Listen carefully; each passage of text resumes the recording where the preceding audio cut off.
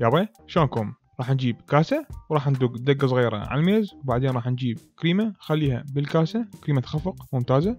أنا راح أسوي كمية كبيرة فراح أخلي علبتين كبار من الكريمة.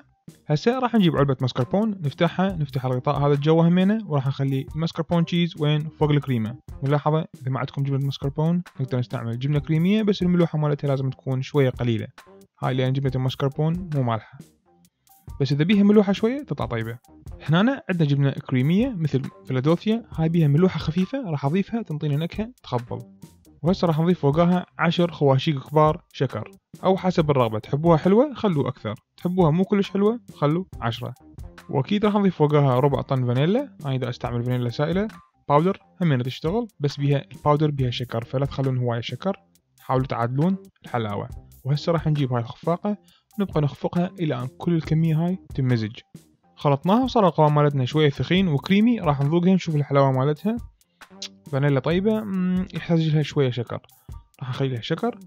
إذا أشوف القوام مالتي شوية ثخين راح أخففه باستعمال حليب بارد. نخلطها كل زين حتى الحليب مالتنا يتجانس ويا الكريمة. أبقى أضيف حليب إلى أن أوصل القوام اللي أنا أريده. راح يكون القوام مالتنا شوية ينصب مو هواية، شوية. باعولي شلون صارت كريمة، شنو كريمة؟ آيس كريم، تشوفون شلونها؟ تخبل. شيل الكريمة ونخليها على صفحة. هسه راح نجيب دارك شوكليت مثل هذا البار، وراح نحاول نثرمها كلش ناعم بحيث يصير عندنا قطع صغيرة قطع كبيرة قطع مو متساوية، هذا اللي احنا نريده. قطعناها هسه بالطول، هاي كافية راح نشيلها، بعدين راح هسه نقطعها بالعرض شوية ننعمها.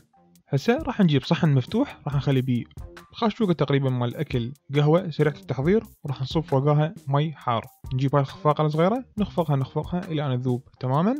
حلو. أنا راح استعمل هذا القالب أخلي بيه الترمسو اللي أنا راح ناخذه ويانا بالسفرة. بالبداية راح نجيب شوية كريمة ندهنها بالأسفل مال القالب، هاي مو شوية، هاي طن كريمة. هسه راح نجيب الليدي فينجرز راح نشيلها على السريع، نخليها بالقهوة سريع كلش، قلبة سريعة، ونشيلها نخليها بالكريمة، وراح نستمر إلى أن نكمل ونسوي طبقة كاملة من الترمسو داخل هذا القالب. بعد الليدي فينجرز راح ناخذ شوية شوكولات وراح نرشها على الليدي فينجرز. شوف كم مرة قلت ليدي فينجرز بهذا الفيديو بعد ما أقولها، كتب راح أقولها بعد كم شوية. هسه راح نجيب طن كريمة ونخليه فوق الليدي فينجرز غلسوه، وراح نعدلها ونسويها كلش عدلة، وراح نستمر بالطبقات. همين راح نجيب بالأصابع نغمسها بالقهوة على السريع ونخليها طبقة ثالثة، وإلى أن يصير عندنا طبقة أخيرة راح نخلي هي الكريمة. لا تنسون تخلون الطبقة اللي بيها شوكولات أهم شي، وبعدين وراها راح نخلي الكريمة. بعد ما خلينا آخر طبقة من الكريمة راح نجيب الكوكو باودر وراح نرشها رشة خفيفة على الوجه مال التيرمسو، لأن هم هذا تيرمسو هيج. هسه راح نجيب بقايا الشوكولات اللي خليناها وراح نخليها على الوجه حتى اللي يشوفها يعرف انه اكو شوكولات داخلها. يا بوي صار وقت شنو راح نذوقه هسه؟ هذا ما راح اذوقه لان شنو؟ هذا سويته للسفرة، فراح اشيله اخليه بالثلاجة حتى باكر ناخذه للسفرة ونشوف رأي الناس شو يقولون بيه مو اني. وهسه راح نغلفه كلش زين وراح نشيله نخليه بالثلاجة شو وقت ما نريد ناكله. شنو هسه وقت نجربه؟ طبعا جينا احنا بالسفرة